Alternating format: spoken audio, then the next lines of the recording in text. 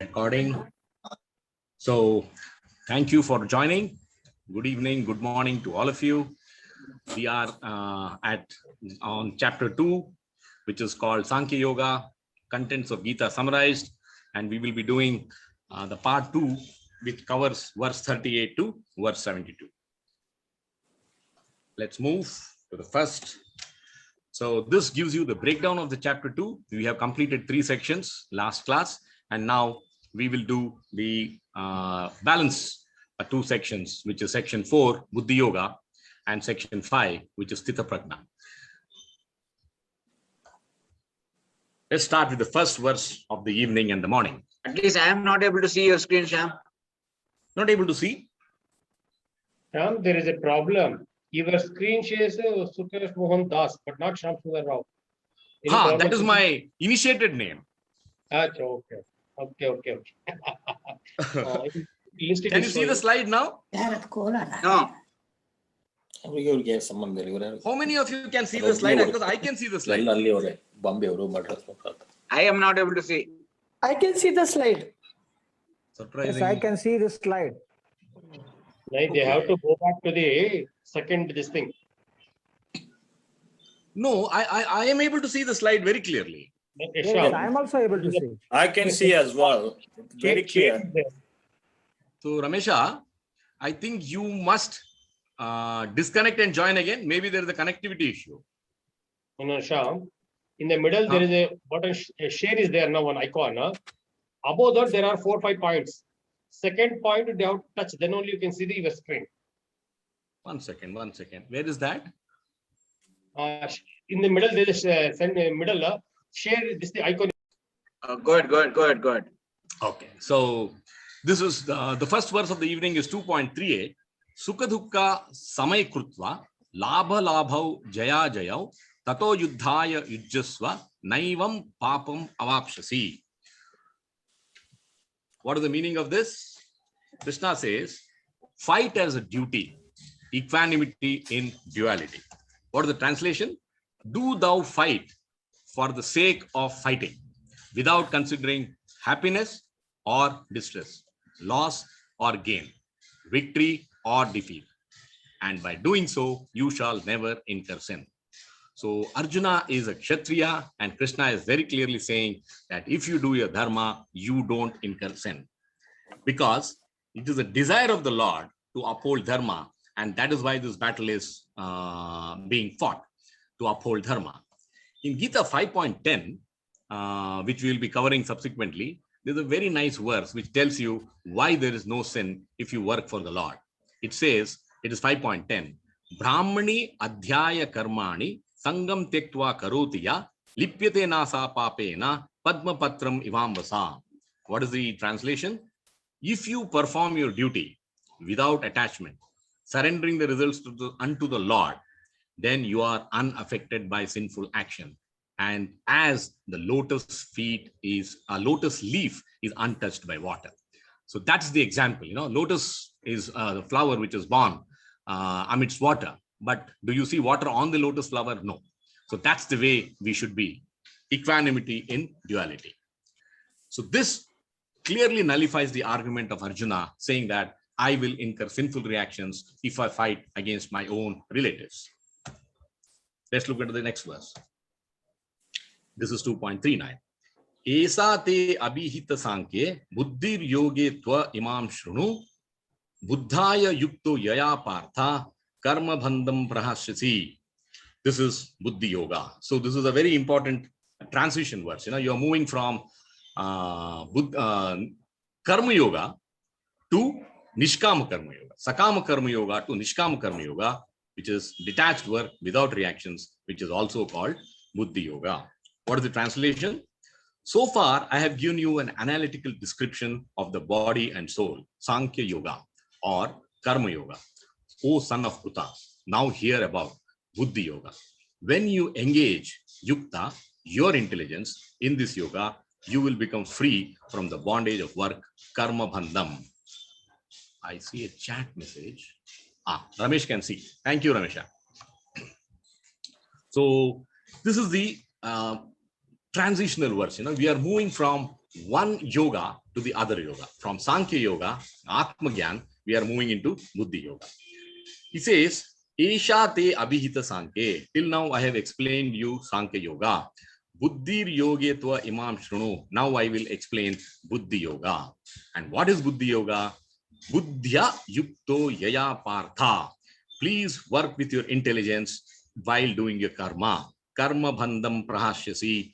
Then you will be able to break through the bondage of karma. So Krishna is very clearly saying that when you use your intelligence in doing your karma, be detached, then you are free from the reactions of your work. And while as we go forward, I will show you the importance of why Krishna is emphasizing on intelligence. Where is intelligence in the hierarchy of mind, intelligence, and ego? We will see that in the subsequent slides. Let's move to the next verse. Now, Krishna starts describing details of Buddhi Yoga, and he starts by glorifying it. What does he say? 2.40. Neha abhikramanaso asti pratyavayo na vidyate swa alpam asi dharmasya trayato mahate bhayat. So what is the meaning of this? Translation. No loss in this yoga. In this endeavor, there is no loss or diminution, and a little advancement on this path can protect one from the most dangerous type of fear. What a assurance giving message. So Krishna is very clearly telling that Buddhi Yoga, when you are detached from results, gives you eternal benefits. Whatever we do in this material world is not eternal. Whereas if you follow this path of Buddhi Yoga, then whatever gain you have, it is eternal. And what is the benefit? He says, Trayate Mahato Bhayat. It saves you from the greatest danger. What is the greatest danger for a human form of life? Gliding down to a lower species from human form of life. Why is human form of life so precious? After 8,40,000 species, only then you are born as a human. So we should realize how much of struggle we have undergone to be born as a human. There is a Christian saying, it says, what profits a man if he gains the whole world, yet suffers the loss of his eternal soul? That is the importance of connecting with your soul. That is the importance of working in Buddhi Yoga. In Srimad Bhagavatam, there is a very nice verse which says, Tyaktva swadharmam charanambujam harer bhajan apakko athapate tato yadi yatra ka vabhadram abhut amushya kim ko varta apto bhajatam swadharmata. What it says is, it is a reassuring message for all of us. We ask questions. Oh, if I do devotional service, what is the benefit? Can I see it? Where is the pious credit? So this verse says, one who has forsaken his material occupations, that is swadharma, to engage in devotional service of the Lord, may sometimes fall down. It says mistakes are allowed while in an immature stage, yet there is no danger of his being unsuccessful. On the other hand, a non-devotee, though fully engaged in occupational duties, does not gain anything. So the assurance from Krishna to Arjuna is, there is no loss in this yoga. Whatever little investment that you do in devotional service, the fruits of it, the pious credit of it is eternal. It carries from one lifespan to another lifespan. Let's move to the next verse.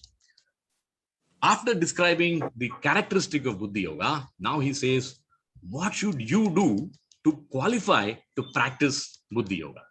And he is very clearly now refuting the fifth argument of Arjuna, and that is indecision. Should I fight? Should I not fight? If I fight, I am going to kill my own relatives. That is the greatest dilemma that Arjuna faced. And the answer to that question is now here in this verse. Vyavasayatmika buddhir ekeha kurunandana bahusakahi anantascha buddhayo avyaya vasayanam. What does he say? What is the meaning? Intelligence has to be one-pointed. Be focused. Don't try to scatter your intelligence doing too many things or trying to do too many things. What is the translation? Those who are on this path are resolute in purpose. He's talking about people who are in Buddhi Yoga. And their aim is one, O beloved child of the Kurus, Ekeha Kurunandana. The intelligence of those who are resolute is many, irresolute is many branched. So this, what does Vyavasaya mean? Vyavasaya means unshakable conviction. So how do we understand Buddhi Yoga? We can understand Buddhi Yoga as Vyavasayatmika Buddhi, unshakable conviction in the Lord. That is Bhakti. There is a huge difference between intelligence when we use it for action of sense pleasures, material sense gratification, and the intelligence if it is used for spiritual. So here we should be focused, try to work in karma, do selfless actions, and that is what is going to bring us great happiness. The purpose of our action has to be resolute. We can't move away from service to the Lord. Every ritual has to be converted to spiritual. That is the essence. Ekeha Kurunandana. Be focused. It's like we are on the road driving. Can you ever afford to say that I will look left and right and drive? No. I have to be focused on the road. All my reflexes should be on the road. Similarly, if I am to be qualified to engage in Buddhi Yoga, I must be focused. Ekeha Kurunandana. Bahusakahi Anantascha. Now he's contrasting this. What happens if your intelligence is not focused? Then he says your intelligence is fragmented. You do not understand that you are getting sucked into the reality, the Maya of this material world. You have endless desires for fame, wealth, power. The moment you have a desire, you start working for them. You work hard, you procure, accumulate, and then you always are looking for a reward. I put in 5 hours of work, I need 10 units of reward. Then this is an endless cycle. Too many desires cannot be fulfilled, and then you end up in the path of you are neither here nor there. So if you want to be practicing Buddhi Yoga, I am reading Gita because I want to improve my life in this world. Then I have to be focused. I have to be determined. So how is a serious devotee defined? He is defined by sense of purpose and sense of urgency. No looking here and there. One goal, and that is I would like to do everything for the pleasure of the Lord. Let's look at the next verse. Here we are looking into, we are going to get a good insight into Vedas. Many of us have various interpretations of Vedas, and we believe Vedas is a treasure trove of knowledge. It is true, but what Krishna has to say in the next 4 or 5 verses will open our eyes. He says, Yam imam pushpitam vacham pravadanti avipaschitaha vedavada ratha partha na anyat astiti vadinaha. Let's take these 2 verses together. So if you are a vedavada ratha, what happens is, into next verse he says, kamatmanaha. Kama, you can understand, is lust. Kamatmana swarga para. Swarga is heaven. Janma karma phala pradham. Kriya vishesha bahulam. Bhoga ishwarya gatim prati. So, in these 2 verses, Krishna starts giving you a clear view of where Vedas can take you. And he also is calling them who just follow Vedas blindly as unintelligent followers of Vedas. They are called as Vedavada Ratha. Why? He says in the translation, the unintelligent followers of Vedas, mind the word, unintelligent. So Krishna is saying, just because Vedas are available to us, if you do not apply your intelligence, then you are again likely to be misled. And this is an eye-opener to most of us. Are the unintelligent followers of Vedas, Vedavada Ratha, are attached to the flowery words, Pushpitam Vacham of the Vedas. And what they do, they are desirous of sense enjoyment, Bhoga and material opulence, Aishwarya. So, first learning in this verse is, please be aware that Vedas are not the end and be all of knowledge. There is knowledge, provided we know what knowledge we are after. I will be explaining this as we go forward. And Krishna is saying, people are not very intelligent, and they are not that They're ignorant. And that's the reason why, if you refer to the Karma Kanda section of Vedas, it will tell you that if you do the rituals, let us say Jyoti Stoma, sacrifice, then you will be elevated to heavenly planets. So we are limited by the knowledge of assuming that, okay, I have read in Vedas that if I do this sacrifice, I will go to heaven. So Swarga becomes my greatest goal. And the people who are expert in this Vedic Karmakanda sections, they speak excellently. Pravadanti. But then he says, avipaschitaha. It is like a fool is attracted to a flower of a poisonous tree, and it doesn't know that.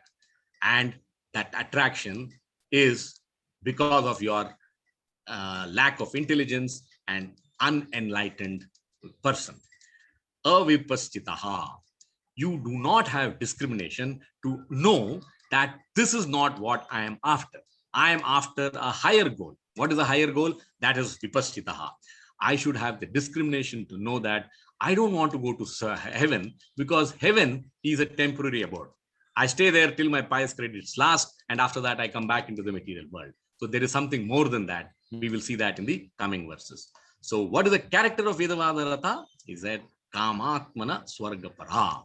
So your Atma, your soul, is completely into enjoyment.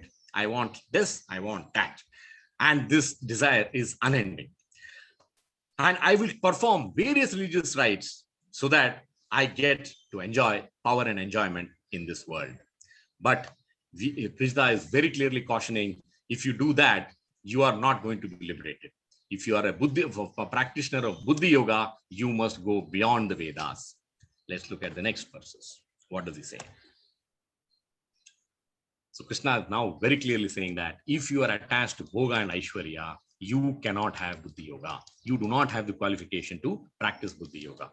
So here, if you see, there is no mention of religion, caste, creed, what is your social status, you're a rich man, poor man. He says anyone can practice this. This is universal, Sanatana Dharma. He says, Bhogaishwarya Prasaktanam Taya Paharta Chetasam. I have marked this in red because it's one of the most powerful words that Krishna uses. Taya Paharta Chetasam. Vivasayatmika Buddhi Samadhav na vidiyate. What is the translation? What are the obstacles for one-pointed intelligence? What is the obstacle for Vivasayatmika Buddhi? What is the obstacle for Buddhi Yoga? He says, in the minds of those who are too attached to sense enjoyment and material opulence, and who are bewildered by such things, the resolute determination for devotional service to the Supreme Lord does not take place. So this is very clear that if our consciousness, now Taya Paharta Chetasam is looking at consciousness. Chetasam is consciousness. So what is Krishna saying? Every living being has Krishna within him as Paramatma. We actually want to go towards Krishna, but there is a barrier. What prevents us from going towards Krishna? What prevents us from getting into devotional service is our bank balance of anarthas. All the unpious deeds that we have done over lifetimes gets accumulated as our anartha, our karma. That does not allow us to move towards Krishna. Why? Because these anarthas are abducting our consciousness. That is the meaning of Taya Paharatha. He is not using any other word. He says abducting your consciousness. It's like, when do you abduct someone? I abduct a rich man's son. Why? Because I can get a heavy ransom. That is precisely what our senses are doing. They abduct our consciousness and they ask us as ransom indulgence. Beautiful things appear in front of us and we get tempted and we go after Bhoga and Aishwarya. So what is the ransom paid? Taya Paharta Chetasam is indulgence. What does indiscriminate indulgence give us? Relief. But what Buddhi Yoga gives us is release. Both are starting from R. Relief versus release. What is relief? It's like, I would like to have a glass of beer every day. The moment I have that, I'm happy for the day. I have relief. Till tomorrow, I'm safe. But what happens tomorrow? I have to yet again have another glass of beer. So that is relief, temporary. What is Krishna saying? Don't aim at relief, aim at release. Now, there's a very powerful concept here, What is that concept is? We should always try to ask ourselves, is my attachment holding me or I am holding to my attachment? Now, both look similar, but they are not similar. So what is the difference? Let's say, is my attachment holding me? Attachment is accidental. You come across something and then you're tempted, and then you again bring yourself back into control. It's like I'm driving on the road and I see a beautiful hoarding, which has a very beautiful woman dressed in a very romantic fashion, and my imagination is, it gets into a romantic thinking. Now that is something which is accidental. It's not that you went after it. It comes, you see that, you get into that mood, and then you pull yourself back. That is fine. That is attachments holding me for a second. Now there is another thing, if you surf the internet and you get into watching obscene content, romantic content, then what does it show? You are using your intelligence for bhoga and aishwarya. So that is the difference, that we have to use our intelligence and vipaschitaha and decide what is that we want to do. To give you this discrimination, I will share a small story. There are two monks on a journey, and they had to reach the next town. And on the path, they also had a river to cross. And these monks, they are sworn to celibacy, brahmacharya. They are not supposed to interact with women. So, and they were very pious monks. As they came to the river, and the river was in full flow, they found a very beautiful looking woman all alone, and she asked them for help. So the senior monk looks at her, and then he has to decide, should I follow my vow of celibacy, not interacting with women, or I have to uphold dharma, and that is humanity, to help a woman who is in distress. She can't cross the river alone. So the senior monk lifts her up, puts her on his shoulder, and crosses the river and drops her there. The young monk is looking at the senior monk and is completely puzzled, bewildered. He says, what the hell is going on? But he can't say anything because it is the senior monk who has done it. After 1 hour or so, he's just not able to control his emotions, and he bursts out, dear sir, how can you do this? You should be setting an example to all of us. You are not supposed to interact with a woman, but you carried that woman on your shoulder. You touched her. Can you explain to me, why did you do it? Then the senior monk says, see, this is the difference between vipaschitaha and avipaschitaha. You are still carrying the thought of that woman in your mind. I dropped her by the side of the river 1 hour back. So for me, it was a humanitarian task. I completed it, and I'm back to my serious vows of monkhood. Whereas you are still in that thinking. So this is the difference of holding the attachments or holding on to the attachments. So in Buddhi Yoga, we should be clear that even if I were to stray, even if I were to temporarily get attracted, I pull myself back and say that, okay, I don't want to go into that because there is no permanent relief, permanent gain for me. I will stick to my path of Buddhi Yoga. Let's look at the next 2 verses. And these verses again gives us a good insight into what is Vedas and why we should be careful in studying of Vedas. So Arjuna is clearly saying Vedas allows us to enjoy religiously. Krishna says, yes, I agree. But you should be aware that Vedas generally touch upon knowledge which are controlled by the 3 modes of material nature. So my message to you is go beyond the 3 modes. Let's look at the verse. Traigunya Vishaya Veda Nistraigunyo Bhavarjuna Nirdandvo Nitya Sattvasto Niryoga Kshema Atmavan. Just look at this. In the last verse here it says Kamatmana Swargapara. Now he is saying Niryoga Kshema Atmavan. The difference between Bhoga and Aishwarya pursuit or pursuit of Buddhi Yoga. Rise above the Vedic Karma Kanda. Krishna is again telling Arjuna, please be careful. Please apply your discrimination. What is the translation? The Vedas deal mainly with the subject of 3 modes of material nature. So now it's a big lesson to all of us. So Vedas is a treasure house of knowledge, but that knowledge is under the reins, under the control of three modes of material nature. O Arjuna, become transcendental to these three modes. So he's saying, go beyond the three modes. Nistraigunya, be free from all dualities, all anxieties for gain and safety, and be established in the self. So looking within, looking inwards, that is buddhi yoga. So from Kamatmana, he's saying Niryogakshema Atmavan. So Vedas, yes, if you look at the Karma Kanda section, we'll always say that to achieve Swarga, you have to do all these things. But we are students of Gita. We are not reading Veda. We are reading Vedanta Sutra. It is the conclusion of all Vedas. So for liberation, for moksha, mukti, we have to go beyond the three modes, go beyond the Vedas. How do you do that? Stick to Gita. If you still want further, maybe you can read Upanishads. Traigunya denotes persons in whom sattva, rajas, and tamas are in abundance. So what is moksha and mukti? Going beyond these three modes. And far easier to understand the spiritual goal of life is possible if you read Upanishads. That gives you distilled wisdom of devotional service. So Krishna is saying, if you are aware that I don't want to get into this Traigunya Vishaya Veda, I want to be free from dualities, nirdhandva, within the gunas, then you will have Niryogakshema Atmavan. You will be situated in yourself. Firmly, what is Atmavan? Atmavan is firmly established in the spiritual consciousness of the soul.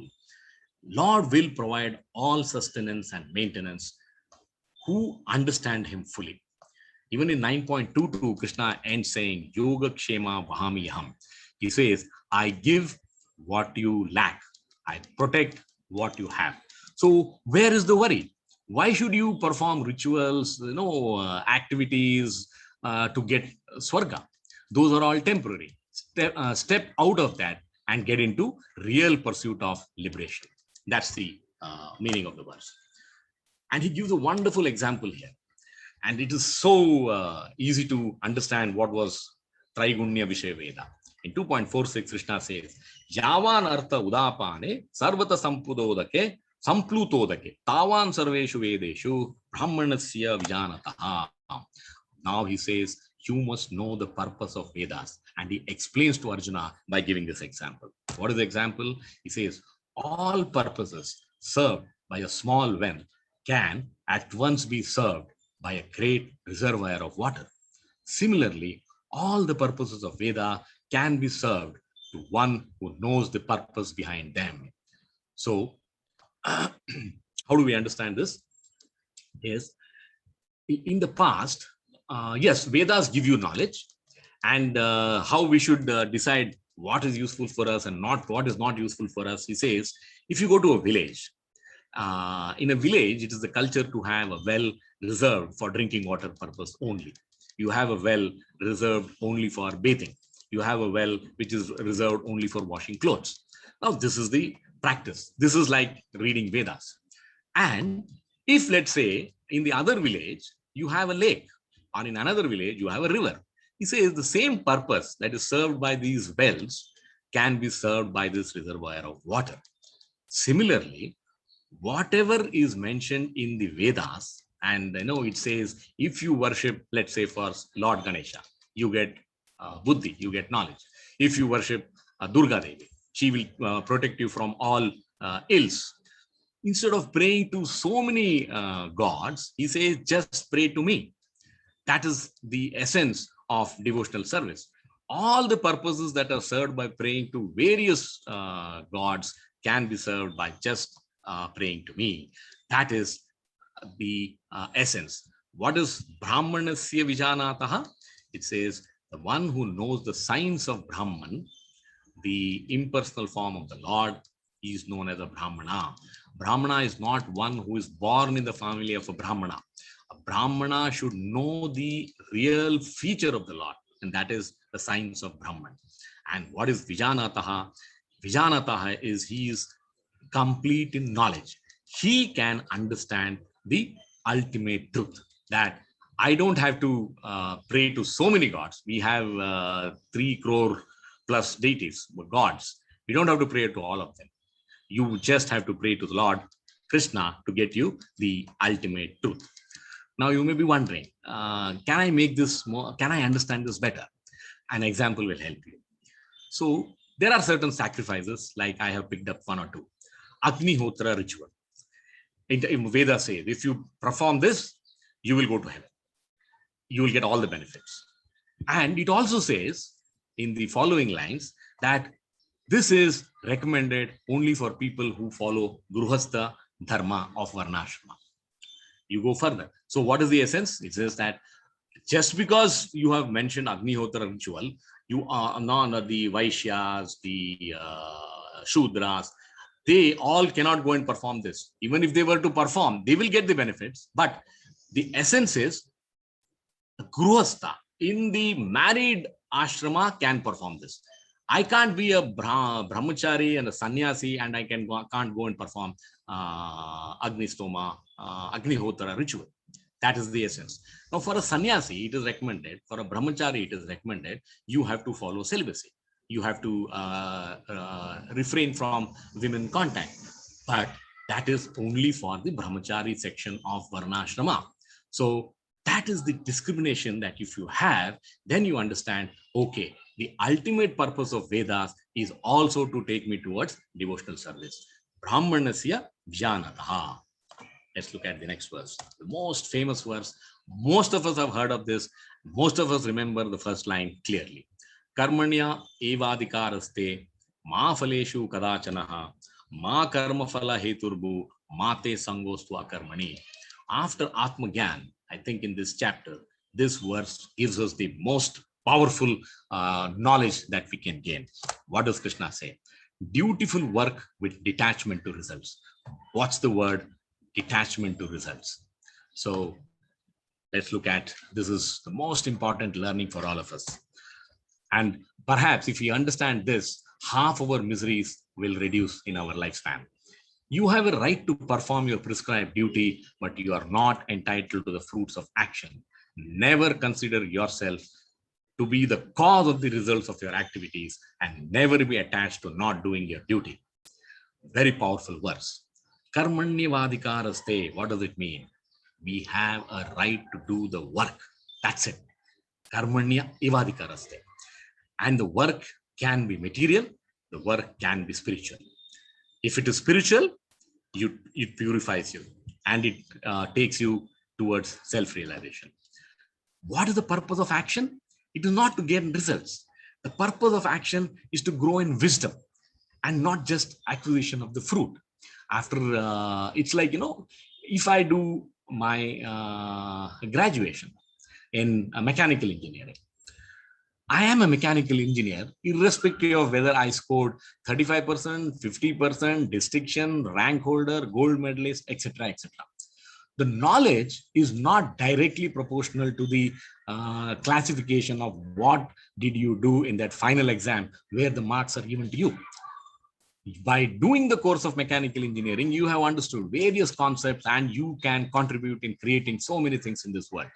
So the purpose of action is to grow in wisdom. So you have gained knowledge. Yes, it is a relative scale. I perform well, the other person did not perform so well. So Krishna is saying, be conscious. You are only entitled to do the action of studies.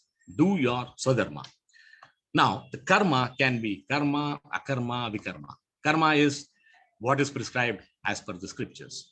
Now, there are 3 kinds of karmas. You have nitya karmas or routine duties. Then you have kami karmas, which are desired activities.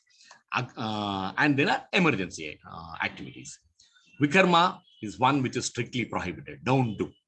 Akarma in this context, one can mean you don't perform any action or perform an action which frees you from the cycle of birth and death. That is the broad definition of akarma. Also, it means don't stop doing action, because action purifies you. Ma phaleshu kadachana. So the next line, this is where the realization starts. You don't have a right for the fruits of our karma. Most of us think If I do the karma, I also am the rightful owner of the results. No, you are not the rightful owner of the results. It is good to be driven by goals, but not be upset by a particular result. To win the war is the goal, but losing the battle is a result. You can still make up and win the war. That's the example. Or let's say we are today playing England in cricket. It's a 5-test series. The series are 11. The goal is to win the series. Yes, the results, one loss, one gain, that is fine. That is how you should understand. I don't have a right to the result. What is the first level of detachment here? I am not attached to the result. So that is what we should practice. Second level of detachment. Do not think that you are producing the result. This is the most important learning of this verse. Ma karma phala heturbu. One should not think himself the reducer of the results. That is, now this is surprising. If I am doing the karma, why do you say that I am not responsible for the results? Let us take this example. Again, cricket. Now, let's say this is the World Cup final and you choose the best batsman. Let's say, for example, Virat Kohli. He is going to face the last ball and we need to hit a 6 to win the match. And the world's best bowler from England, that is Jimmy Anderson, is bowling at him. So both are equally talented, both are equally skilled. Now, can anyone predict what is going to be the result of the match? Can you bet on Virat Kohli hitting a 6, 100%? I don't think so. Can you bet on Anderson taking Kohli's wicket? I don't think so. Then what is at play? Who is responsible? Then we say it is luck, bad luck, fate, destiny. Just if only he was, better than what he was. That is exactly what Krishna is saying. You are not the only cause of producing the result. The fourth learning, Mate Svango Astva Akarmani. Now Krishna is telling Raja, when Arjuna says, why should I fight? I'm fighting my relatives. How can I kill? So Krishna says, you are not killing or you're not incurring any sins. And Arjuna also says, instead of fighting this battle, I would rather go to the forest and perform penance. Then Krishna says, inaction is not an option. The day we are born, till our last breath, action is the only possibility. A child, when it is born, starts with crying. That is the power of action. Soul is ever active. So he says, do not try to practice inactivity. Inaction is not an option. Let's look at the next verse. Yogastha kuru karmani sangam tekva dhananjaya siddhi asiddhyo samabhutva samatvam yoga yuchyate. So now Krishna is telling us yoga, how to connect with him. Yoga is equanimity. Perform your duty equipoised to Arjuna, abandoning all attachments to success or failure. Such equanimity is called yoga. So Krishna is repeating this, reinforcing this message, and now he gives us the real definition of yoga. Last verse he says, Ma phaleshu kadachanaha. Now he says, do your karma without attachment. Sangam tektva. He says, be calm, be focused, be clear, be equipoised. What are the two distractions we always get? Either you are distracted by pleasure, the pleasure of the result. I win the match, I'm very happy. Or I'm distracted by pain. I lose the match, I'm unhappy. Both are temporary. So Krishna says, do not get into this dual mode, duality. Try to be equal and don't go after these results. Be goal-oriented, but not result-oriented. Let's look at the next verse. Durena hi avaram karma, buddhi yoga dhananjaya, buddhau sharanam anvicha, krupana phala hetavaha. What is the meaning of this? Reject all abominable actions. Very powerful word. Durena hi avaram karma. O Dhananjaya, keep all abominable activities far distance by devotional service. He's very clearly emphasizing by devotional service. And that is buddhi yoga. And in that consciousness, surrender unto the Lord. Those who want to enjoy the fruits of their work are misers. So what is the answer? What is the understanding of this verse? It says, don't take shelter of intelligence to try and gain bhoga and aishwarya. we generally compare ourselves and say that, well, Mr. X has done so well. Why? He's so successful.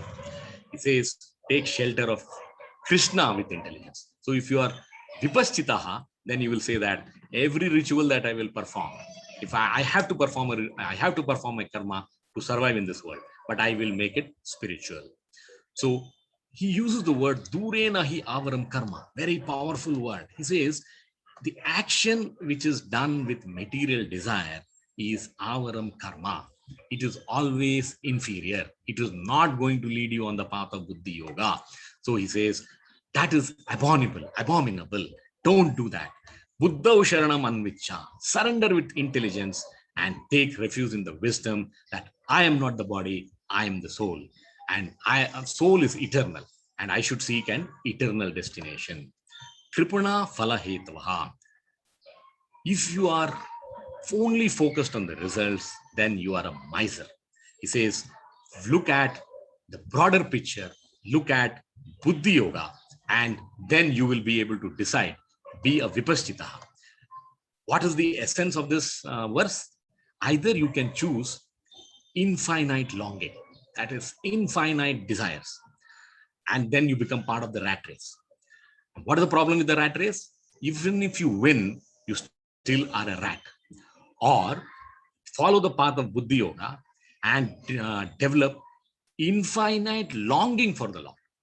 Either you have longing for infinite pleasures or you have longing for the infinite Lord. That is buddhi yoga. Let's look at the next verse. Buddhi yukto jahatiha ube sukruta dushkrute tasmad yogaya yujjasva yoga karmashu kausalam. No reactions. So if you perform in buddhi yoga, there is no reaction. A man engaged in devotional service rids himself of both good and bad actions, even in this life. Therefore, strive for yoga, which is the art of all work. So there is a anxiety that if I really have to spend time on devotional service, because what is the guarantee? I don't know what is the pious credit. How is my next life going to look like? When am I going to get the results of all the hard work? Krishna is saying, if you perform your duties with buddhi, with intelligence, then jahatiha, even in this life, you will have the benefits. In fact, after we go to the last section, you will see if you are performing all your activities with buddhi yukto, then you are going to have, what is the benefit? Gain, ube sukruta dushkrute. You are ridding yourself of both good and bad reactions. Tasmad yogaya yujjasva. In 2.38, Krishna had said, tato yuddhaya yujjasva. Arjuna, you have to fight. Now he's saying, tasmad yogaya yujjasva. Please strive for yoga. You have to fight, but you know why you are fighting. And what is the cause of that? Because you are going to uphold dharma. Yoga karmashu kaushalam. So he says, all the work that you perform is performed for the Lord. That is karmashu kaushalam. It's an art. It is not easy. Can we do it? The most famous example. I want to eat the best food all the time. Fine. What I have to do? It's a ritual. I convert that into spiritual. I offer that as bhog to the Lord. It just takes 2 minutes. Whatever you cook, offer it to the Lord and eat it.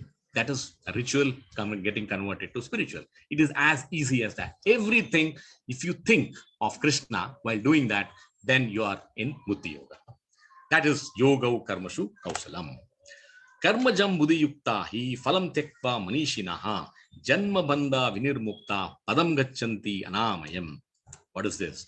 He says, if you were to do this, no birth and death cycle.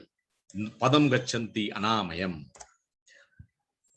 By thus engaging in devotional service to the Lord, great sages, devotees free themselves from the result of material world. In this way, you become free from the cycle of birth and death and attain the state beyond all miseries. Padam gacchanti anamayam. So first time Krishna is saying, forget about Swarga, you will come to the spiritual abode. That is Padam gacchanti anamayam. There is no misery in that world. That is liberation. So karmajam buddhi yuktahi. Dovetail your intelligence while working, while doing your karma, by keeping Lord in front of you. Phalam tyaktva manishinaha. Who is a manishinaha? Mana plus Isha is manishinaha. So one who has conquered the mind. Mind always looks at superficial reality. Mind cannot think deeper. So one who has conquered the mind can think deeply. You are then attracted by spiritual pursuits. Janma Bhandha Vinirmukta, free from miseries of cycle of life and death. That is the ultimate destination. That's why I said no birth and death cycle. So the power of being in Buddha Yoga is you will transcend the miseries in this world. You will transcend going to heaven and get into the liberation mode where you don't have to come back to this material world again and again. Can we have a better prize than this in the world? That is the power of Gita. Next verse. Yadate moha kalilam buddhir vetirashyati tadagantasi nirvedam shrotavyasya sutasya cha. He says, be indifferent to Vedas. Don't get attracted by the flowery words. Moha kalilam. What is the translation? When your intelligence has passed out of the dense forest of delusion, you shall become indifferent to all that has been heard and all that has to be heard. What is the essence? Learning. It's a metaphorical verse. Moha is illusion. Kalilam is dense forest. So all the attractions in the world is a dense forest, and we get attracted to them, and then you are in Moha Kalilam. So don't follow the Karma Kanda part of Vedic literatures, because they offer you various attractions, allurements, and you step away from them. Become indifferent to them. He says, Tad Gantasi Nirvedam. Then you can scale the forest of Maya. Yadate Moha Kalilam. If you can reach the platform of understanding Buddhi Yoga, Buddhir Veti Tarishyati, by service to the Lord, then you do not have to execute any rituals, any penances that is mentioned in Vedas. You have risen above them. Shrotavyasya sutasya cha. That is called Shabda Dhamma. So you have risen above the Vedas. Shruti Vipurita Pannate Yada Satsyati Nischala Samadhav Achala Buddhis Tada Yogam Avapshasi. Now he says, this is the last verse of this section, fixed intelligence and trance will give you Tada Yogam Avapshasi. When your mind is no longer disturbed by the flowery language of the Vedas, and when it remains fixed in the trance of self-realization, then you will have attained divine consciousness. Tada Yogam Avapshasi. Shruti Viparita Pannate. What does it mean? Just not hearing the Vedas. You have now heard from Gita the eternal truth. So try and increase, expand your knowledge base. Move from Vedas to Gita. Yada tashyati nischala, or even Upanishad for that matter. What happens when you listen to this part of knowledge that Gita is giving us? Then you become Yada tashyati nischala. You remain undisturbed, unshaken, fixed, and no longer disturbed by the flowery words of Veda. Samadhav achala buddhis. That is how you can fix your intelligence. Even the waves of desire cannot shake us. Then what is the result? You have achieved direct self-realization. You can be a free soul even while living in this world. Attain the divine. So this is the conclusion of the section 4. We will move to the next section. I don't want to spend this time. Let's move to the next section. This is the qualities of a liberated soul. So we heard in the last verse, Krishna is describing Samadhav Achala Buddhis. So Arjuna is immediately curious. He says, can you please tell me more about who is this? How can I be Samadhav, achieve Samadhav Achala Buddhis? What are the characteristics of such a yogi? So Krishna is using for the first time in 2nd chapter the word Sthita Prajna. What does it mean? Fixed intelligence. So this is how you should remember Sthita Prajna is always at peace. This is the formula of happiness given to us by Gita. You don't have to go to heaven. You don't have to go to a forest to do penance to be happy. You can live in this world, do all your duties, and still be eternally happy. Let's see how do we do it. Now there is a bit of humor. Let's see if it works. I'm not sure whether this video will play. First is on the left side, if you see, we always find a reason to not get into thinking about the Lord. When you're young, you say, I'm too young to think about God. When I become of working age, I say, I'm too self-sufficient. Where is the need for God? I can conquer the world. And then when you have, you get into the Grihastha ashrama, you get married, and you say that I'm so happy. Why should I think about God? And then when you're middle-aged, you say, I'm too busy making ends meet. Where is the time to think about God? And when you're old, you say, I'm too tired to think about God. So, and then of course, we may reach a stage where we're just too late to think about God. I must say that all of us have spent time to be part of this session. So we are not in this camp. But we have to realize that what we are into is part of the rat race. And if this video plays, let's see. I will remove this pointer. It may take a second.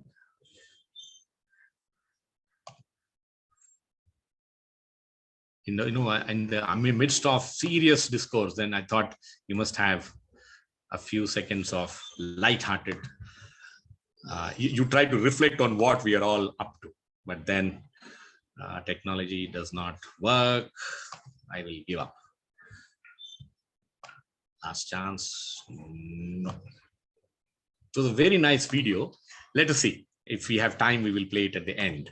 So let's move to the Sthita Prajna section. Or sometimes, since it's on the net, it will take time. No.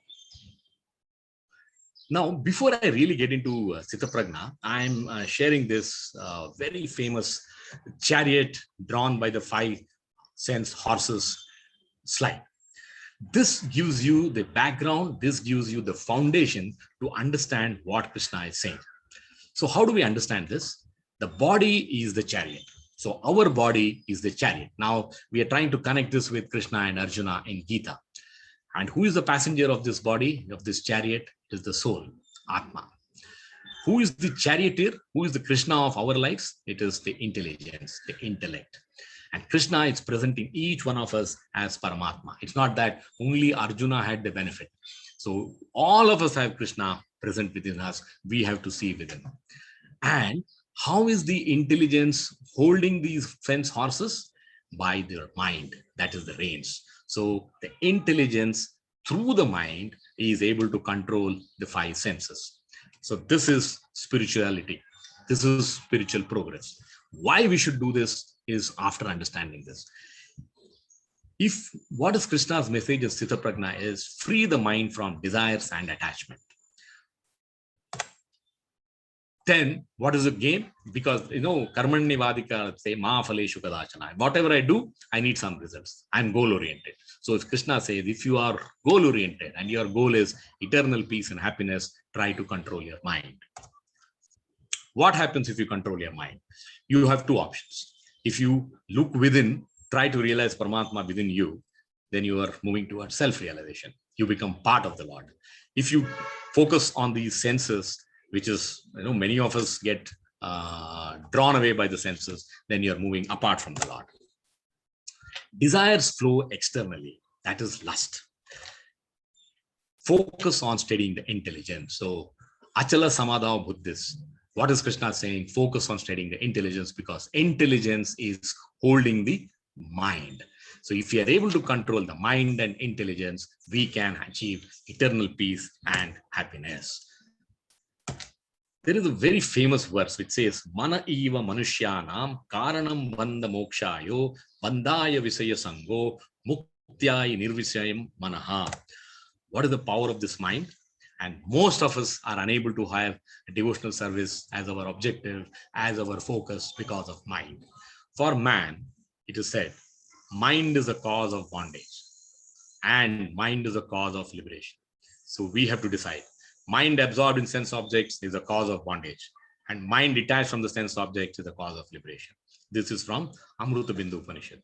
So if you allow your mind to run behind these 5 sense horses, then you are getting into bondage. If you use the mind to control these senses, senses to look within, that is self-realization. So with this basic foundation, let's look at the next 16 verses or so, talk about the characteristic of a liberated soul, a Jivan Mukta, a Sthita Prajna. So Arjuna has 4 questions. He says, what are the symptoms? How does he speak? That is verse 56 to 57. How does he sit? That is, how does he restrain his senses? You are talking about so much about mind control. Can you please tell me how to do it? So Krishna is giving 5 verses. He explains how to control the mind. Vrajeta Kim, how does he walk? How does he respond to sense objects? Respond and engage the senses. So Krishna is clearly giving a roadmap. Now it is for us to follow that. First, let's understand how to do it and then realize. The first verse in this section, Sri Bhagavan Vacha. That is the first question. Sri Prajahati Yada Kaman Sarvan Partha Manogatan Atmani Evatmani Tusta Sthita Prajna Sado Yuchate. So this is the symptom of a Sthita Prajna. What is that? O Partha, when a man gives up all varieties of desire for sense gratification, which arise from the mental concoction, that is Manogatan, and when his mind thus purified, finds satisfaction in the self alone, then he is said to be in pure transcendental consciousness. Sthita Prajna Sado Yuchate. So what are the characteristics of this? He has 2 characteristics. Prajahati Yada Kaman. Prajahati means give up completely. Kaman, all desires. It's a tough ask, but it is possible. At least we should become aware what Krishna is saying. Then we start practicing how to minimize, how to control. Sarvan Partha Manogatan. So all these karmas which originate from the mind. So where do they, all the desires are coming from the mind, and that is why mind control becomes so important. So these 2 are the characteristics of a Sthita Prajna. Now, if you are able to achieve this control of all the desires coming from your mind, Atmani Evatmani Tusta, then that person is a Sthita Prajna. Sthita Prajna Stado Uchate. He is satisfied within by turning the mind inwards. So Krishna is saying, reject external pressures and rejoice in internal pleasure. For remember these words. Reject external pressures and rejoice in inner pleasures. Now, when I say this, Ramayana, what happened to Sita Devi? Sita Devi was said, you do not cross this Lakshman Rekha. But she crossed. Why? Her senses of sight were attracted by that beautiful golden deer. And the whole Ramayana happened. Similarly, in our lives, if you are always looking externally, there is a possibility of a Ramayana in our lives. But if you were to control those senses to look within, then we are going towards being a Sthita Prajna. Let's look at the next verses. This is like I have combined 2 verses and give you line by line description of what they are. What is Krishna saying? Now, this is the response to dualities, the most important thing for us, because this world is full of dualities. You have good, you have bad, you have rich, you have poor, you have white, you have black. So anything in this world is related. Spirituality is all about absolute. Try and treat rich and poor as the same is the essence of equanimity.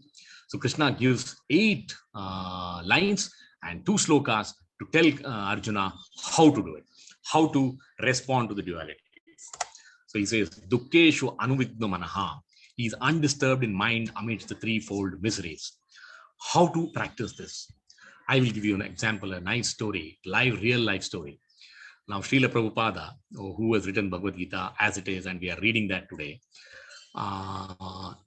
very painstakingly built the transcript of this Gita.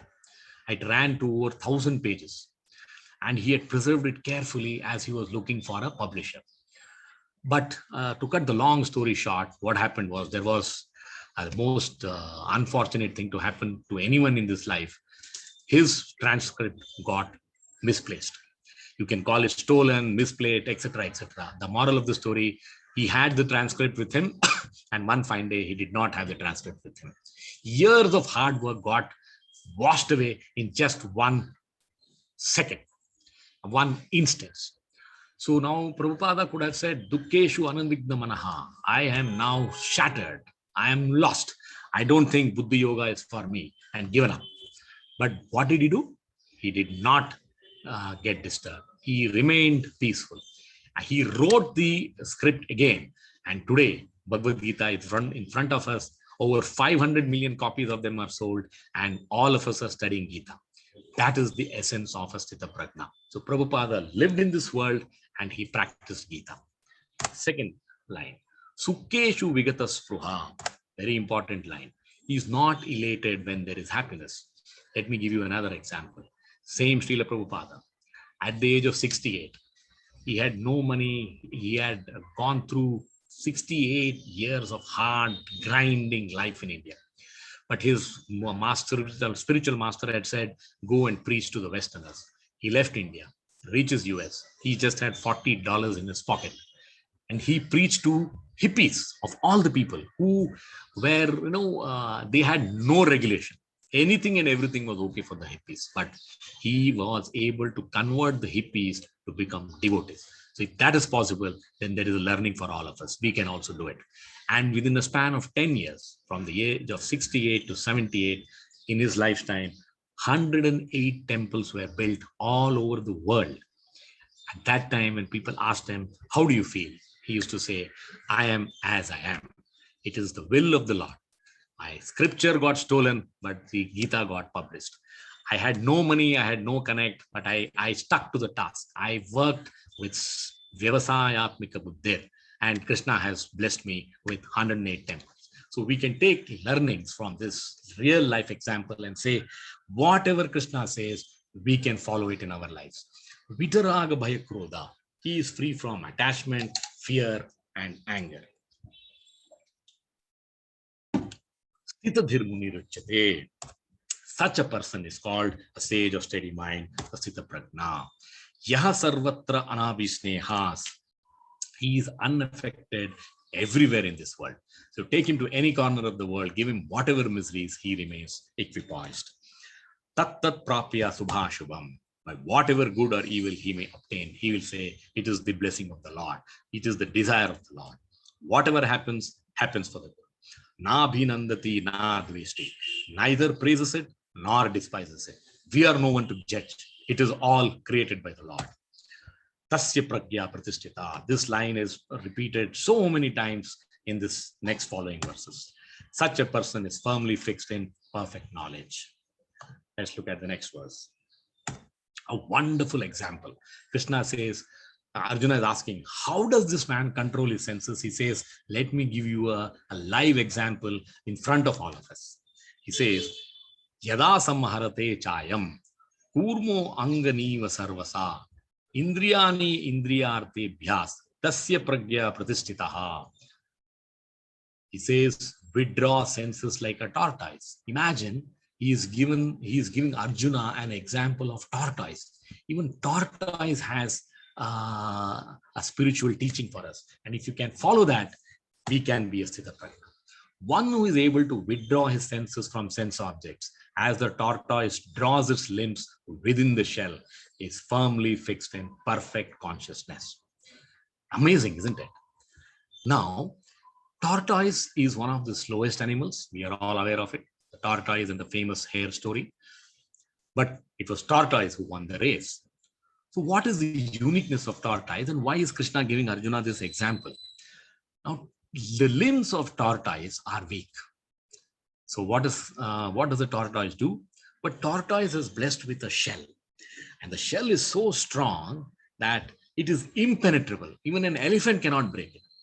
So what does the tortoise do? Whenever it senses danger, it withdraws its limbs into the shell and is safe. Similarly, our senses are our weak points. It is just like the limbs of a tortoise. We are vulnerable. We are not that blessed that we can, let us say, control and overcome the urge to enjoy. There are so many desires. Advertising is a field which thrives on creating desires. There is always a gap between our desire and finances. Whatever we do, we are not able to fulfill. There is a conflict and we become frustrated. So Krishna is saying, follow the example of tortoise. You have weak senses. That's your weakness. use your intelligence as the shell of the tortoise to protect yourself. So if you become a vipaschitaha, then you will be able to control your senses. Let's look at the next verse. Now, this verse says, experiencing higher taste. So how do I control? Krishna gives another way forward. Visaya vinivartante niraharasya dehina raso varjam raso api asya param drushtva nivartate. What is the translation? Experience spiritual taste. Develop love for the Lord. The embodied soul may be restricted from sense enjoyment, though the taste for sense objects remains. But ceasing such engagements by experiencing higher taste, he is fixed in consciousness. So he's not talking about an ordinary person. He says, any person, however gifted, however hardworking, he's on the path of devotion, there is this attraction. Raso varjam, raso apiyasya. To give you example, see, restraint is the beginning. It cannot be the end. So Visaya is sense objects. Vinivartante, it can recede. You can control it. But there is always that challenge. How do I be in control all the time? Example is, what is the difference between austerity and higher taste? Now, austerity is, I want to control my, let's say, tongue. So let's say I want to control my weight. So what do? I get into the best of gyms. I follow a highly disciplined diet. I exercise, etc., etc. But there's always a gap between intent and action. How many of us have successfully reduced weight? Ask yourself this question. Most of the times we don't succeed. Why? Because we are doing it as a material ritual. Now, Krishna is saying, try to make it a higher taste. Param drushtva nivartate. So what do? We will do the same dieting by calling it, I do it for the Lord. I am fasting for the Lord. So we have in India, Navratri fast, Ganpati fast, Ekadashi upvas, etc., etc. Does it work? Does it not work? Most of the time it works. I was never into fasting, but once I decided Param drushtva nivartate, I do Ekadashi religiously. That is higher taste. Now, what is the meaning of rasavarjam raso api asya? So Krishna is saying, even if you are able to control your desire, there is, let us say, you control your desire, but there is still a longing, a hankering for sense pleasures. That is rasa, relish. So it cannot disappear just by abstinence. So if you are situated in pragya, param drushtva nivartate, your desire for objects can disappear. So when you experience a higher happiness, then you become peaceful. If you just operate at the level of restraint, like we saw in between austerity and upvas, that is the result. Now, is there an example? No. Okay, let's move to the next verse. Yatato hi api kaunteya purushasya vipaschitaha indriyani pramathini haranti prasabam manaha. So what he's saying, he's again bringing the word vipaschita. There he had used avipaschitaha, now he's using the word vipaschitaha. Who is a vipaschita? Who is a learner? Even the wise are distracted by senses, rarity of a siddha prajna. So he's now given you a practical challenge. So he's making us aware that it's not a bed of roses. 5 senses, they are the strongest thing that has been created in this world, and they are operating under the control of 3 modes: sight, sound, touch, smell, and taste. We saw the 5 horses, and they drag away the mind, and desires get ignited. So Krishna is saying the senses are so strong and impetuous, O Arjuna, that they forcibly carry away the mind, even of a man of discrimination who is endeavoring to control them. What is the how do we understand this? Use our intelligence to kill the thoughts before they become action. Now, let me give you a nice story.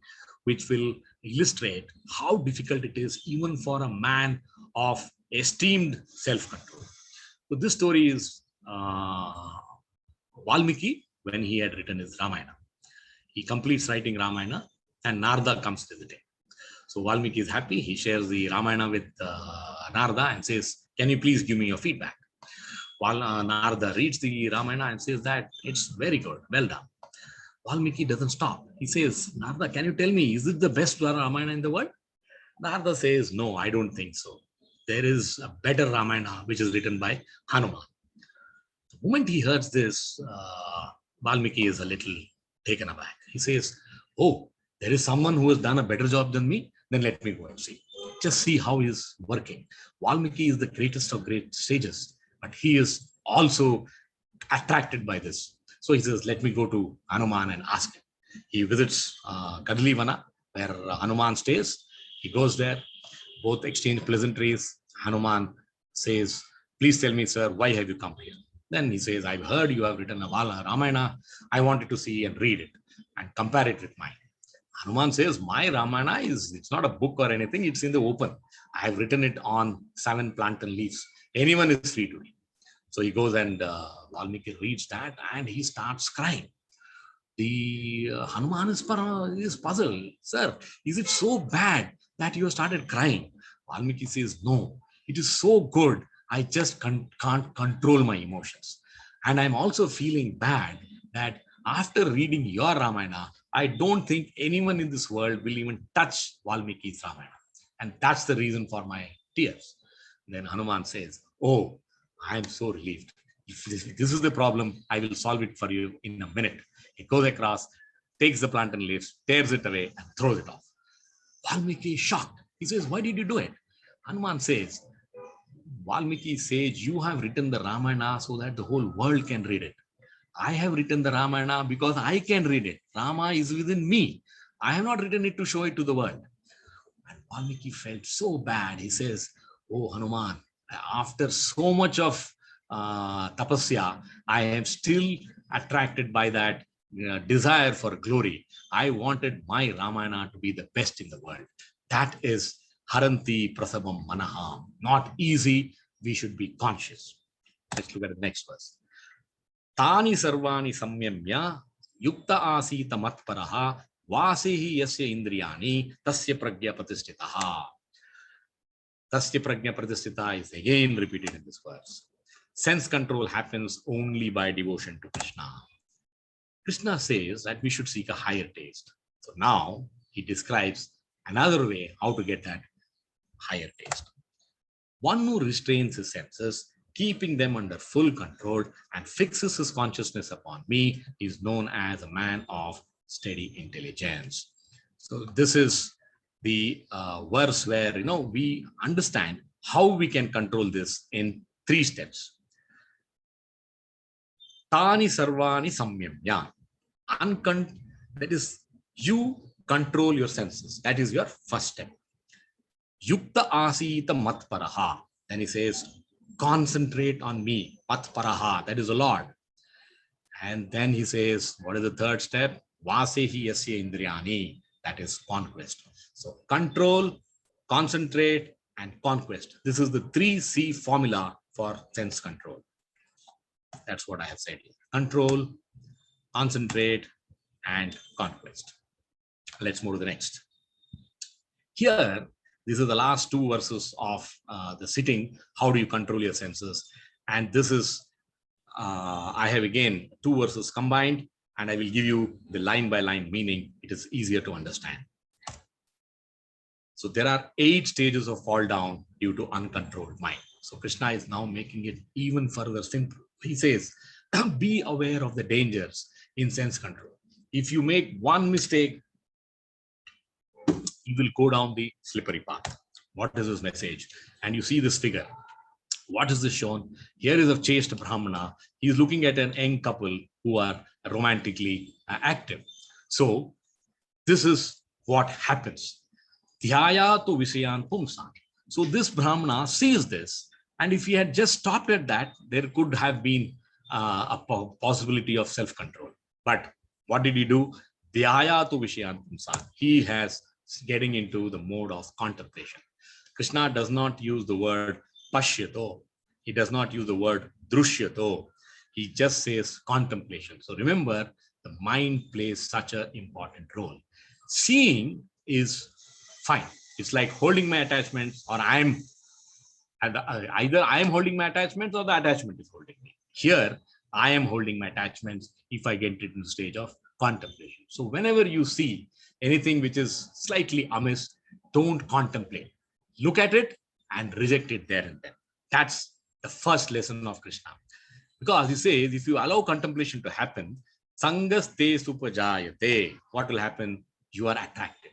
Now, what is happening in Brahmana's mind? If he allows this, he dwells of this scenario in his mind, then he becomes attracted. He also wants to get into the same pleasure. Sangat sanjayate kama. What is that doing? That attraction becomes an obsession. Until and unless I fulfill it, I am not at peace. I am looking at relief. Kamat krodo abhijayate. I get irritated and I'm looking at means how to fulfill this desire. Next verse. Krodad bhavati sammoha. That irritation, anger starts becoming delusion. I am lost. I am desperate. Sammoha smruti vibramaha. That leads to oblivion. If I don't have it, I am not at peace. Shruti brahmasa buddhi nasho. Even our intelligence gets affected. Buddhi nasho, stupefaction. Buddhi nashat pranashyati, destruction. We will end up indulging in that act which is regulated, which is prohibited, which is an vikarma, and then we have to pay the price of being materially bound, getting into attachment, getting into bondage. So if we are aware of this 8 stages of fall down, we can protect ourselves. So the first message is in control of desires. Do not contemplate. Take it, leave it. That's the best mantra if you have to control your senses. Now, after this, Krishna comes to the last question. How does he walk? So Krishna is saying, it is not enough to just control your senses. He says, accept the senses, but with controlled senses. So this is restrain, but engage. That's the final message of Krishna. Let's see, how do we do it? So for this, let's read the verse and then we'll understand. He says, Raga dvesha vimuktastu visayan indriyascharan atma vasyar videyatma prasadam adhigacchati. Let's look at these 2 verses together. So prasadam adhigacchati, prasada. We will see what is prasada as we go to the learning. What is so prasada is mercy. Let's make it simple. So we understand this, that we can get into all this control provided we have the mercy of the Lord. And how do we have mercy of the Lord? By being surrendered to Him, by engaging ourselves in His service. What is the result of attaining this mercy? Prasada. Prasada sarve dukkhanam hani rasupajayate prasanna chetaso hi asu buddhi paryavatistate. Let us see this as a flow of steps. So he says, raga dvesha vimuktaistu, free from attachment and aversion. Control your senses. Visayana senses. Indriyas charan, control. Control the senses by following the regulative principles. Follow with a framework. Don't overindulge. I need to eat food, I will eat prasad. I don't overeat. So everything has to be done within a framework of regulation. Obtain mercy of the Lord. Pray to the Lord. Serve the Lord. Engage in the service. Then you get the Lord's mercy. Because without Lord's mercy, it becomes very difficult to experience higher taste. Then what happens is you are free from the 3-fold miseries. Intelligence is well established. Prasanna chetaso hi asu buddhi paryavatistate. Next verse. Na asti buddhir ayuktasya na cha yuktasya bhavana na cha bhavayata shantir asantisya kutasukam. Now, this is the happiness formula. If we want to be happy, we have to follow the sequence.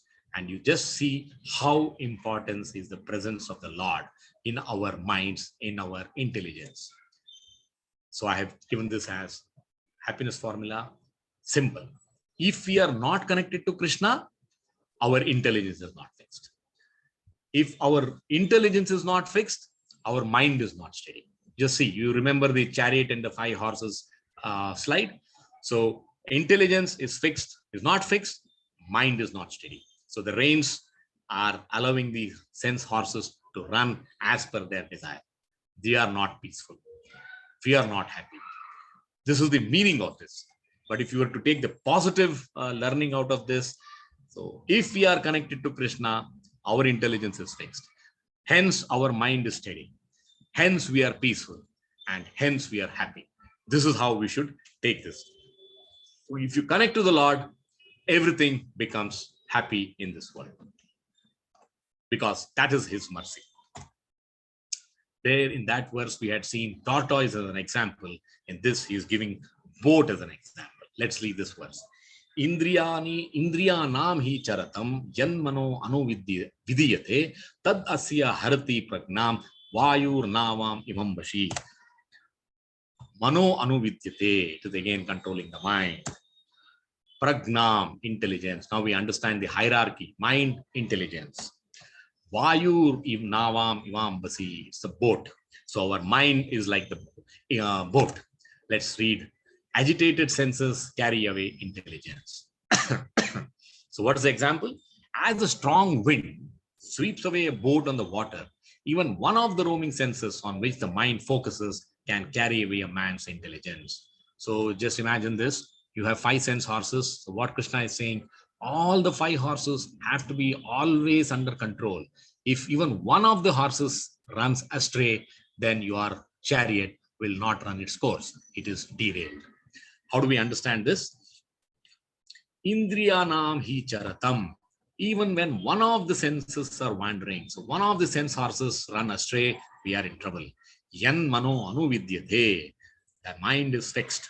Taddasya harti pragnam. That will drive away the intelligence. All because of one horse. 4 senses are under control, but 1 sense is not under control. What happens? Vayur navam imam vashi. Just like the wind sweeps away the boat. So what is the connection between the boat and the wind? So intelligence is like a boat, which can carry us safely across rivers, oceans. So when the intelligence is at the mercy of the mind, like the boat is at the mercy of the wind, then it loses its power to guide us. So Krishna is saying, meditate on me, then you can stop the wind of passion and activate the wind of devotion. That's the message. That's the learning. That's the essence. Param drushtva nivartate yukta asita matparaha. Sorry. Next verse. Tasmad. Whenever you see tasmad in Gita, it's a conclusion. Tasmad yasya mahabhavo nigrihatani sarvasa indriyani indriyartebhyas tasya pragna pratisthitaha. Therefore, O mighty one, armed one, whose senses are restrained from their objects, is certainly of steady intelligence. Again, watch this line. Tasya pragya pratisthita. What is Krishna saying? O Mahabhavo, Tasmad yasya Mahabhavo. You are strong in body. You have conquered many enemies. Now, similarly, Nigrihitani sarvasa. Conquer your senses. So, just like using your archery skills, you defeat your enemies. By controlling your senses, you will become a sthita prajna, and you will defend yourself against all the self-doubt, all the lamentation that you have been going through. And you ask me 5 questions. So use this intelligence to be fixed in my service, and then you are liberated. You don't have any of these dilemmas that Arjuna was facing. That is the essence of this verse. Let's look at very, very powerful verse. And it's such a wonderful example again of how we can control our senses, how we can not only control, engage our senses. Yanisha sarva bhutanam tasyam jagrati samyami yasyam jagrati bhutani sa nisha pashyato munehe. Sthita Prajna's day and night metaphor. He is giving you a contrast between materialist and the spiritualist. What is the translation? What is night? It's a metaphorical verse. What is night for all the beings is time of awakening for the self-controlled. And the time of awakening for all beings is night for the introspective stage. What he's saying is, the last thing on the mind of a materialist is the first thing on the mind of a spiritualist. How do we understand this? So if you're a spiritual seeker, you have a regulated lifestyle. And you don't have anything in excess. So you generally find time to pray to the Lord. Most of us have this excuse, oh, there is no time. So how do we find time as a spiritual seeker? We get up early in the morning, 4 a.m., Brahma Muhurta. And then we do all the purifying activities like chanting, meditation, pranayama, saying our prayers, etc., etc. Spend 2 hours early in the morning connecting with the Lord. And then from 6 a.m. onwards, you are part of the rat race. You are in no way different from anyone else. The difference is that just 2 hours when you're connected with the Lord. Now, this is how we find time, even in this world. Now, this is a spiritualist. This is a person who wants to be a spiritualist. Now, let's look at a materialist. What happens? The materialist is so engrossed in his day-to-day life, running the rat race, that he says, oh, well, I have social commitments, I have dinner meetings, I have to watch the English Premier League, I have to watch the England-India cricket match on television, etc., etc. So I can't go to bed early. So there's no way I can get up at 4 a.m. And sorry, by the time I get up, it will be 7:30. I have to run to the office. And then where is the time for devotional service? So Krishna is saying, what is night for all beings is the time of awakening for the self-control. When all of the world sleeps between 4 a.m. to 7, 8, whatever time you wake up, that is the time when a spiritual seeker connects with me. That is the effort that we have to put in. Now, I have shown you 2 examples here. Here is a cat which is holding a kitten. Look at that. It is full of love. The kitten is sleeping peacefully, even though there are teeth holding the kitten. But is the kitten afraid? Is the kitten in pain? No. So it is the same action. Now you see here, there is a kitten, but it's holding a mouse. It has hunted a mouse. But what happens? Here, the mouse is in pain. So what is the difference? This is the difference between a spiritualist and materialist. Nothing changes. Same mouth, same action, but here there is peace and love. Here there is fear of death. That is the difference between a materialist and spiritualist. It is not rocket science. It does not take too many things. It is not something impossible to achieve. It is possible for each one of us to achieve if we apply ourselves. Next verse. Fantastic verse. Apurvyamanam achala pratistam. Another example for us. Samudram apaha pravishyanti yadvat. Tadvat kamayam pravishyanti sarve sa shantim apnoti na karma na kama kami. He says Sthita Prajna is unagitated by desires. And now he's giving the example of the ocean. What is the translation? A person who is not disturbed by the incessant flow of desires that enter like rivers into the ocean, which is ever being full, but it always still, can alone achieve peace, and not the man who strives to satisfy such desires. So we have seen the example of a tortoise, we have seen the example of a boat, and now Krishna is giving the example of an ocean. So there is so much of learning from Mother Nature. So what he says that an ocean is full of water. All the rivers in the world flow towards the ocean. Does the ocean ever complain, oh, river, I have enough water, don't flow into me, I will be overflowing? No. Any amount of water, ocean absorbs. Similarly, your intelligence has to be like an ocean. The mind and the senses will keep pumping enough sense attractions into you. You should absorb the flow. You should not overflow. That is the essence of this verse. Be like an ocean, calm and controlled always. Don't be a puddle. Puddle, I put a little water and the puddle overflows. That's a materialist. A spiritualist is his mind and his intelligence are like oceans. It will absorb the desires, it will control, it will restrain and engage, so that I do not move away from the chosen path of Vyavasayatmika buddhi, buddhi yoga, focus on the Lord. Param drishtva nivartate. Last 2 verses of this section. Vihaya kaman yaha sarvan pumascharati niyaspuvaha nirmamo nirahankaraha sashanti madigacchati. Krishna says, a person who has given up all desires for sense gratification, who lives free from desires, who has given up all sense of proprietorship and is devoid of false ego, he alone can attain real peace. This is the qualities of Sthita Prajna. Now he's concluding. What does he say? This man you can recognize by no desires. He has regulated desires. I will eat what is recommended. I will not, just because I have rasgullas, I will not go and overindulge. I have desires, but no overindulging of desires. Nirmamo, no possessiveness. Nothing is mine in this world. I come here empty-handed and I go back empty-handed. So why should I have possessiveness? The moment I have mine, mine, they are the two things which come against being a Sthita Prajna. Nirhankara, no false ego. I don't have false ego. I am always humble. The next verse. Now, this is like, you may be wondering, oh, well, this looks so very difficult. How can it be? You look at a child. A child is a perfect example of Sthita Prajna. Does it have false ego? Does it have possessiveness? Does it have uncontrolled desires? You ask it to play, it will play. You give it a bottle and say, you drink this. Maybe you may have to force it a little because it is so interested in playing, but the child always listens to the mother, listens to the parents. So what the child does unconsciously of always living in the present, it never bothers about yesterday and never knows what is tomorrow. It lives for the present without, that is unconscious child nature. So if we have to be a Sthita Prajna, have to be a child in our day-to-day life.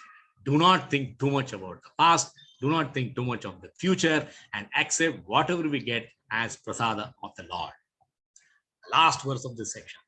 Isa Brahmi Sthiti Partha Nainam Prapya Vimuhati Sthit Vasyam Antakale Api Brahma Nirvanam Rachati. So what is Krishna saying? That is the way of spiritual and godly life, after attaining which a man is not bewildered. If one is thus situated, even at the hour of death, one can enter the kingdom of God. So now Krishna is saying, what is the destination of a Sthita Prajna? He says, Brahma Nirvanam Rachati. Brahma Sthiti, that is the liberation. Isa Brahma Sthiti Partha. By following this path, you are going to be liberated, never to come back to this world of life and death. And he says, if you practice this, even at the time of death, I will be there to support you. What is the essence? Man of wisdom, the Sthita Prajna, experiences three states. State of feeling. How does he live? Love all. There is no one who desires to be hated. State of knowledge. He has no perception of anything as my own. It is not my house. It is not my car. It is not my job. That should be the level of detachment. State of his activity. I always engage in karma, but then I do not discriminate between good and bad results, because the results are the fruits of the Lord. I don't have to contribute, I don't have to be worried too much about that. Is there any other message in this? Now, why does he say that? If one is situated even at the hour of death, now this is a learning for us. Why we should follow devotional service when all our senses are under control is, this is the right time for us. Whole of life, if we devote it to the Lord, then let's say at the time of death, we may not have our senses, our faculties under our control. But Krishna says, I will give you that steadiness. Your intelligence will still be fixed, even if your faculties are not under your control, because you have trained your mind to think of God always. And I will take you back to Godhead. Brahma Nirvanam Rachati. That is the promise that Krishna is making. If you are devoted to me throughout your life, I am devoted to take you out of this life back to Godhead, back to Goloka Vrindavana, back to spiritual abode. You don't have to ever come back into this cycle of birth and death. So with this, we have come to the end. I'll just quickly summarize. This chapter is called Gita. The acronym for this chapter is Gita. So why? What does G stand for? Guru. Krishna says between verses 1 to 10, I am in dire need of guidance. Please enlighten me. Gita, I is identity. So we have really understood after this chapter who we really are. We are not the body. What you see as Sham is not Sham. What you don't see as Sham is Sham. That is my soul, spirit soul. Two duties. Every living being has two duties. One is material duty, that is Swadharma, and spiritual duty, seek Krishna. Most of us engage in material duty and forget spiritual duty. So Krishna is saying through reading this Gita, he's reminding us that we also have a spiritual duty to complete. Atmarama, that is A. Unaffected by happiness and distress, that is Astita Prajna. What is the purpose of Gita?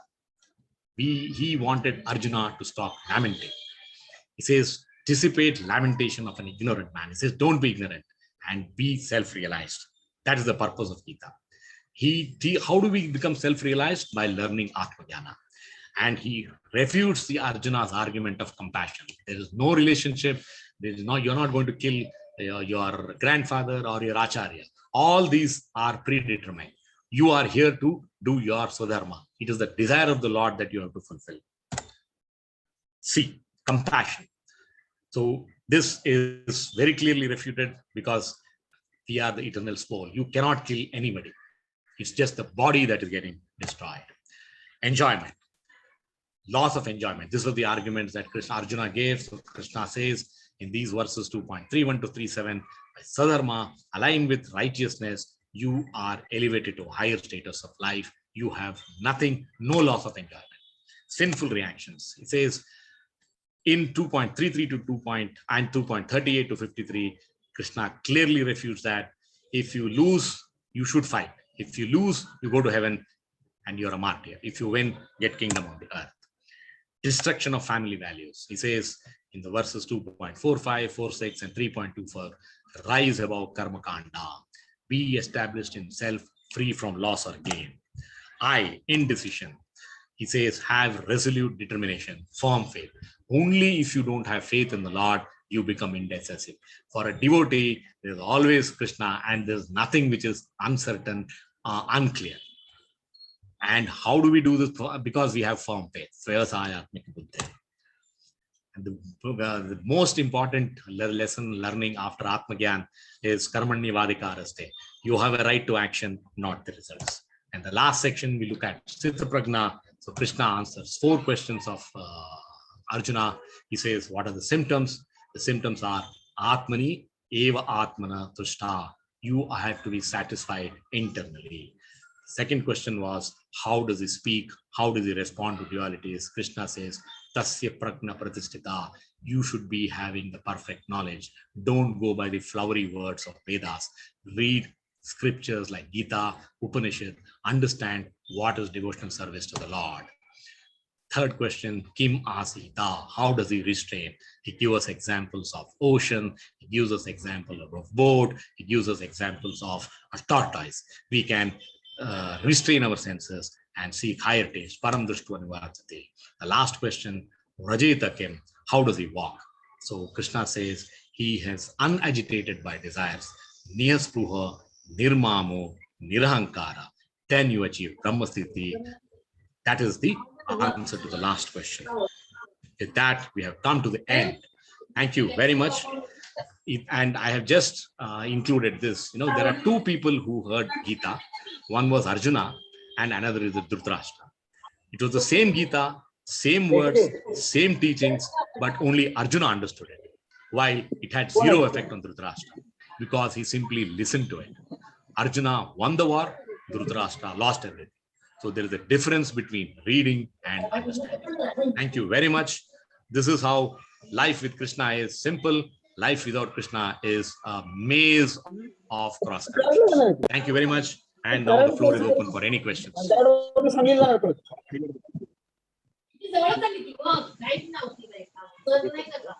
Can I request all to go on mute?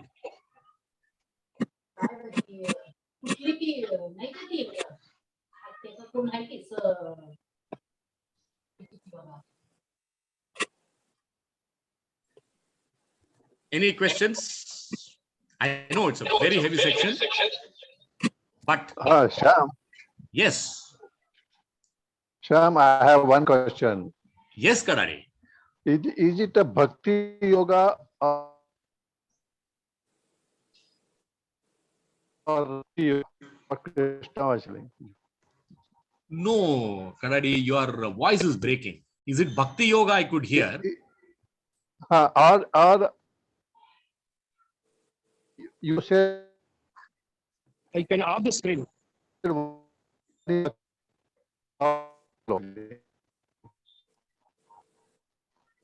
I can't hear you, Sudhir. Can you type it on the Buddhi chat? yoga. Now I can hear you. Tell me.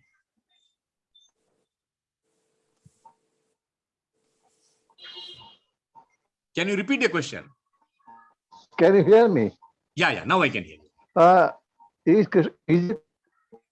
Is to follow bhakti yoga or buddhi yoga? Yes, Buddhi Yoga and Bhakti One is Yoga are one jnana and the same. yoga. Huh. One is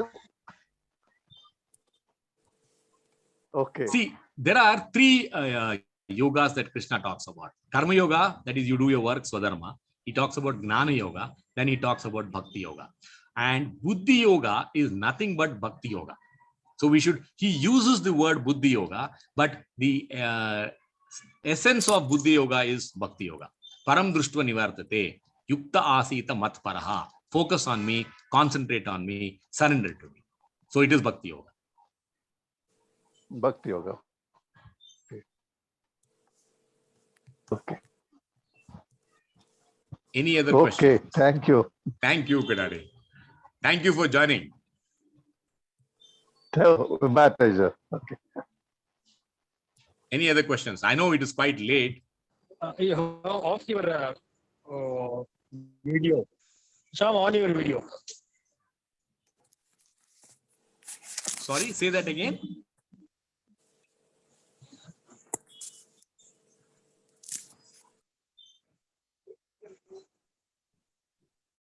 Let me go around.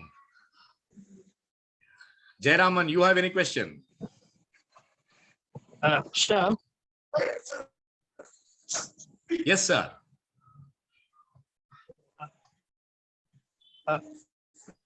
I am Murari here. Yes, Murari. My father, pet student, Ireshi attended the this thing. He is a retired head of the Department of Commerce, Bangalore University, Ireshi. Okay. He is on program now. I can see him. Thank you very much, sir. On the video. Thank you very much for joining this session.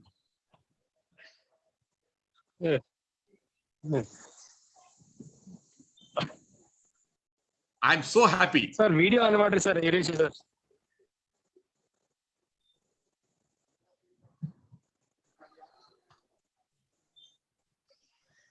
Screen, you can remove the screen. Now we can see. Screen you can remove. Then you can get the video. Can you hear me? Yes, I can hear you, sir. Yeah. Sir, you tell us, it is a wonderful presentation. What I got the doubt is buddhi and chitta. Yeah. Right. Buddhi and chitta. What is the difference? I am not able to understand. Okay, see, buddhi is intelligence. Sat Chitta Ananda is the feature of the Lord. He is the all-pervading knowledge, that is Chitta. And Chitta is rooted in consciousness. So, if we have to follow Buddhi Yoga, we have to, and what is the objective of Buddhi Yoga is to give what the soul wants. The soul is not interested in external pursuit. The soul is interested in internal pursuit. So if you were to use your buddhi to train your consciousness to always think of the Lord, then you are on the path of Bhakti Yoga. No, is there any difference between intellect and buddhi? Are they same? See, these are words. what is Words. the, Okay. what we should understand is that we should use our intelligence as a vipaschitaha to apply it to control our mind from we should use our mind to control the senses, and we should use the intellect to tell this to the mind. That is vipaschitaha. That is buddhi. So buddhi is an art of discrimination. It is there within all of us. Now, what do I ask of that intelligence decides whether I am on the path of material pursuit or I am on the path of spiritual pursuit. Okay. Right. But it's a very good question, sir. It is not easy to answer nor easy to understand. We really have to dwell in deep to understand how I can use my intelligence to control my consciousness. Yeah, that is the whole issue. Yeah. Yes. And if you see, because yes, sir. sir, I will tell you, I am also attached to an ashram Right. where we had some discussions and discourses like this. Right. There are 4 stages. They say man, chitta, buddhi, ahankar. Right. So that stages man, chitta, buddhi and ahankar. Right. Egoistlessness. Correct. You have said that desirelessness. Yes. Desirelessness is one aspect. Right. Egoistlessness is another aspect. Correct. So unless we pass through this, it will be difficult to reach. That is how I have understood. Correct. But you have, of course, in a different way, you have presented the whole thing. But I had this doubt of buddhi and chitta. That is made clear. Yeah, but still, as you said, further we have to go deep to understand much more deeper.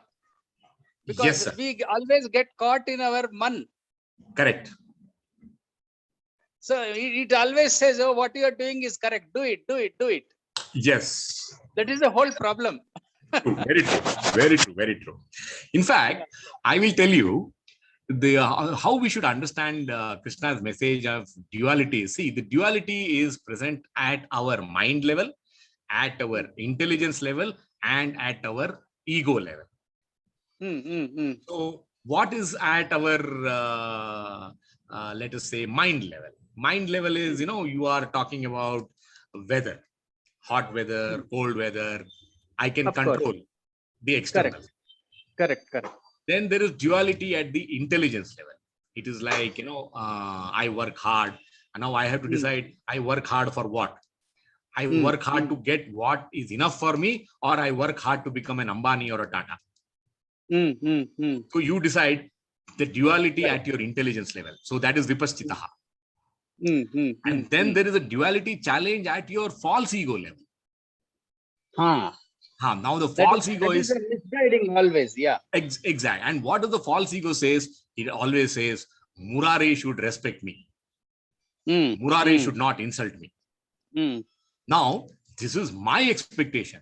Murari is under no obligation to assure me that I will not insult you.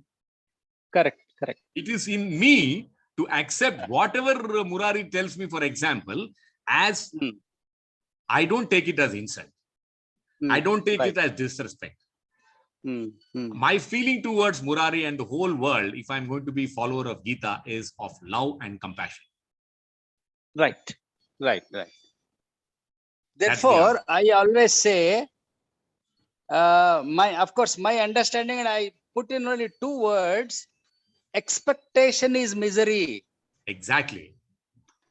Very true. Expectation is misery. Whenever my students ask, they come for autograph and all those things, I write only this much. Yes. Expectation is misery. Very true. That that can be expanded in so many ways. It can be expanded. But ultimately, the sum and substance is expectation. Yes. And this expectation is misery. Very true. Very nice, sir. Nice, hearing your talk. I think if somebody has recorded, I would like to, because in the first 20 minutes I lost, I was in some other program. Okay. Yeah, I joined around 5:20 or 5:25. Okay. Yeah, I will ask our Murari to, send the recorded one, so Certainly, that sir. when I again listen to the whole thing, if at all any doubts are there, I'll come back to you. But Certainly, sir. it is really a wonderful, enlightening talk. Thank you very much. Thank you, sir. I will send you the recording. Certainly. Yes, sir.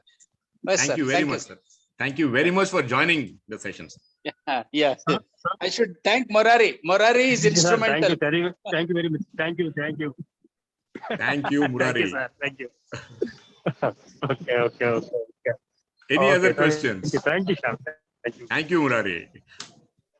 I'll call you tomorrow evening. Something like Sure. that. Are there any questions? Because one program is going on. Okay, no problem. Ramesha, Rekha.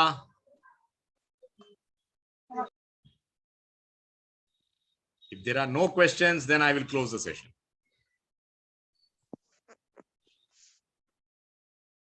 I don't see any volunteers for questions. So thank you very much once again for making time to join this session. I enjoyed the interactions. Thank you very much. Thank you, sir. Thank you.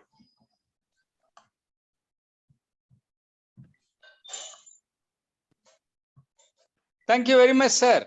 Thank you Shamsundar very sir, much, sir. Thank you. Thank you very much. Bye-bye. Bye-bye.